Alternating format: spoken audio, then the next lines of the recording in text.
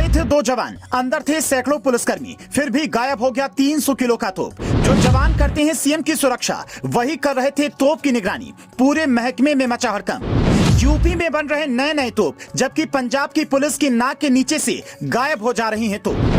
जगह पंजाब सशस्त्र पुलिस की 42वीं बटालियन का मुख्यालय। मेन गेट पर हथियारबंद जवान सुरक्षा में मुस्तैद थे। अंदर सैकड़ों पुलिसकर्मी खड़े थे। कोई नहा रहा था, कोई ड्यूटी पर था, कोई वर्दी पहन रहा था, कोई यूं ही इधर उधर टहल रहा था।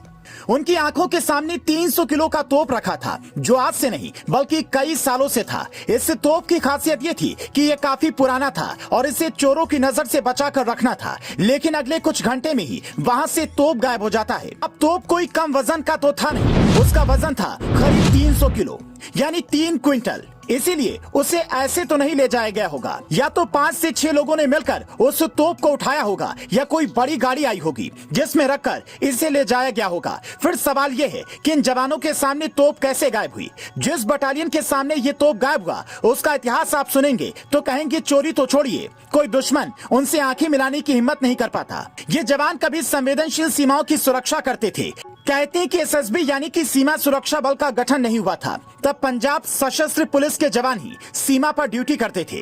उनकी 8 बटालियन पूरे प्रदेश में अलग अलग जगहों पर हैं, जिनमें से 82वीं बटालियन जिसका मुख्यालय चंडीगढ़ में है, उसका काम सीएम समेत कई वीआईपी की सुरक्षा करना है।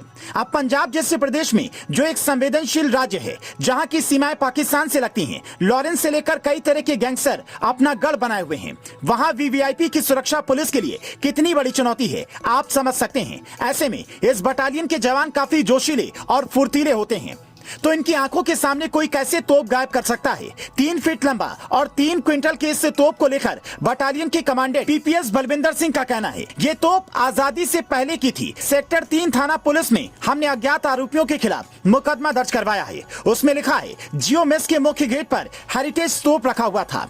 5 से 6 मई की रात को अज्ञात आरोपियों ने वारदात को अंजाम दिया। इसकी सूचना मिलने के बाद अपने स्तर से जांच की गई। इसके बाद मामले की शिकायत पुलिस अधिकारी को दी।